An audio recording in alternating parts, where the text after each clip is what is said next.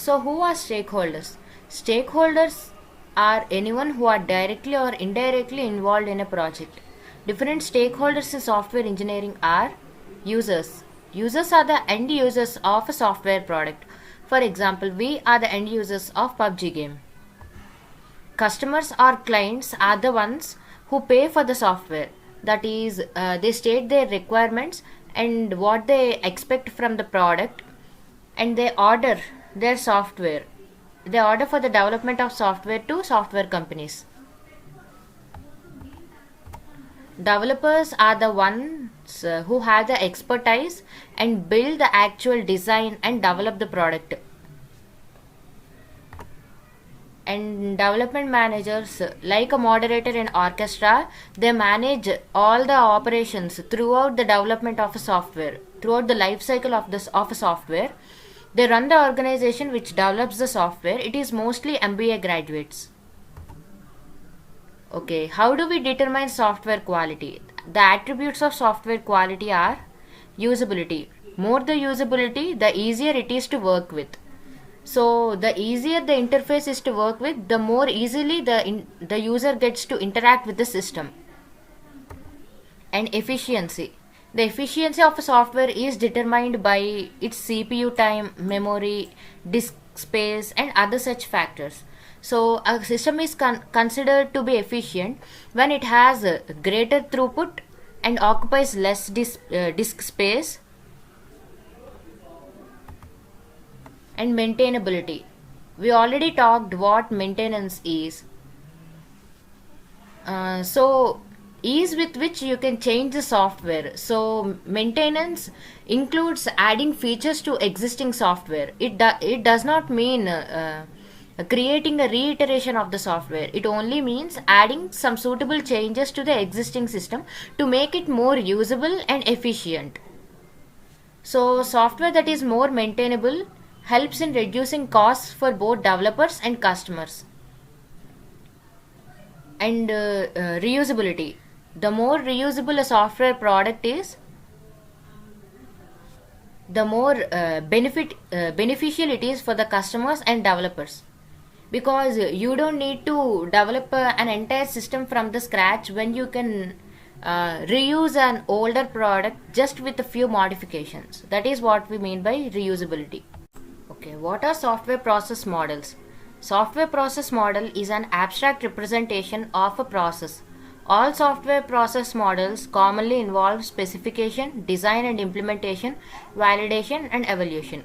Specification is defining what the system must do, and design and implementation is defining the organization of system and implementing the system. Validation is checking that system does what the customer wants, and evaluation is changing the system in response to the changing customer needs, changing customer tastes. So before we learn about the different software process models, we need to first learn what SDLC is. SDLC is Software Development Life Cycle. Okay, SDLC is really important. Every interview involves the question, what is SDLC? So the software development life cycle refers to the methodology which clearly defines processes for creating high quality software. So SDLC is involved in every software project. It consists of a detailed plan describing how to develop, maintain, replace or enhance the software. It depicts the entire life cycle a process must go through in its development. So the different phases of software development, the different phases of SDLC are requirement analysis, and then planning, then software design, then software development, then testing, and then deployment. This picture depicts what software quality means to different stakeholders. According to user, if the software has high usability, that is, if a software is easy to learn, efficient to use, and helps get his work done easily, he would consider it a quality one.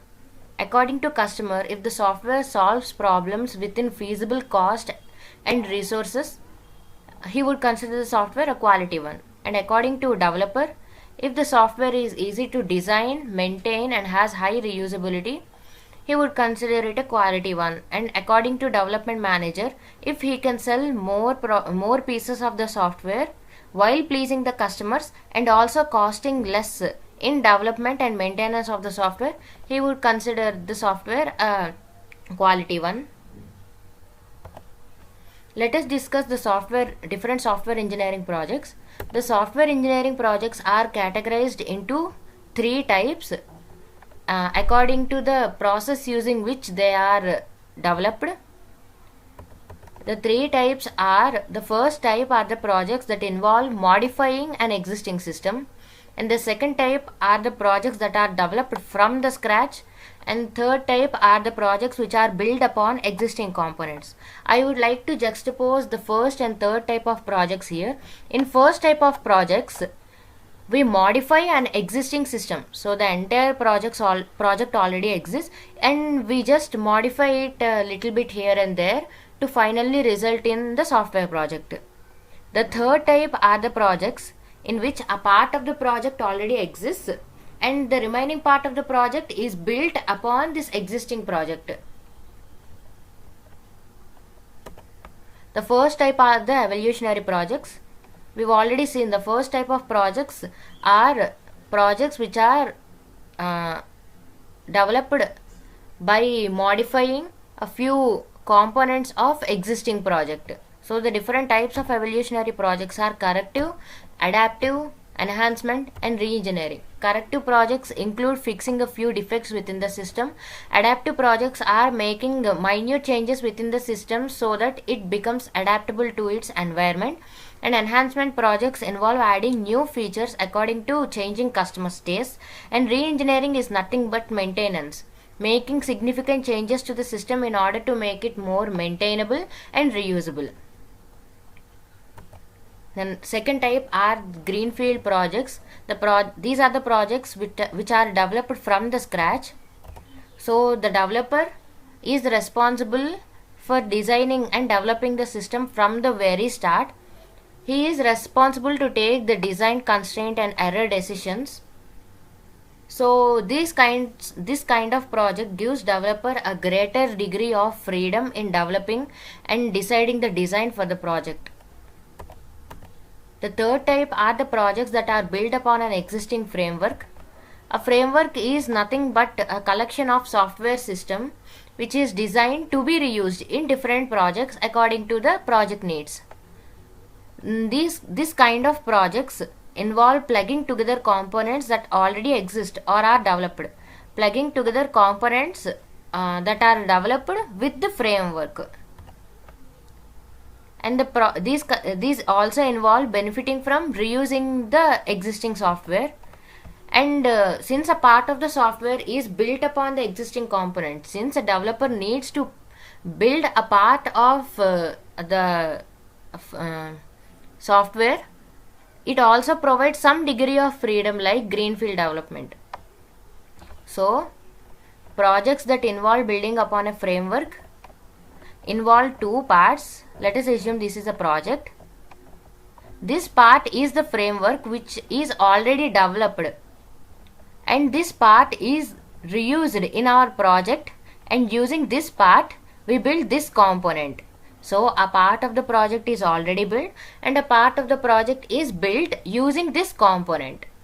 This is what we mean by the projects that are built upon framework. Hope you understood. And let us discuss the different software engineering activities. Different software engineering activities are requirements and specification. Requirements and specification is nothing but this includes writing a software requirement specification document that captures complete description about how the system is expected to perform. It is usually signed off at the end of requirement engineering phase. So an SRS document is written which captures the needs of customers and which also describes the functionality the system is expected to perform. This is a very important phase. This phase includes domain analysis. Domain is nothing but the background information. The domain is a general field of business or technology in which the customers expect to use the software. So, for example, there are domains like airline reservations, medical diagnosis, and financial analysis. Study of domain helps in making good decisions during the requirement analysis and other stages of software engineering process. So, it is important to study the domain in which the system, in which the software product is assumed to work in. And defining the problem.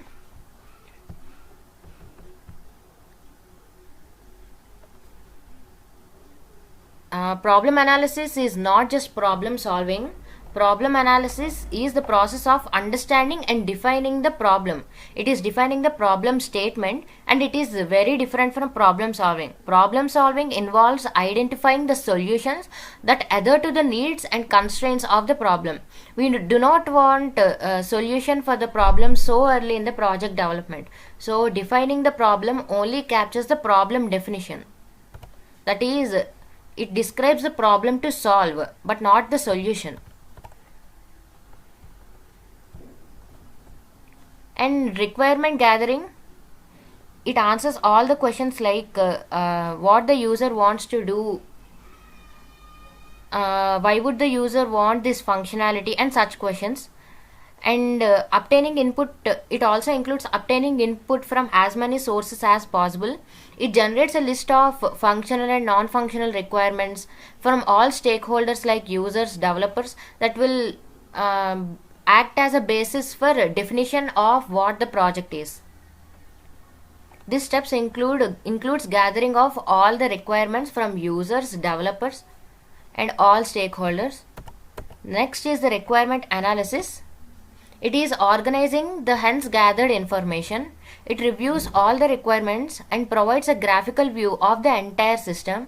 We analyze, refine, and scrutinize the hence gathered requirements to make unambiguous decisions of the requirements.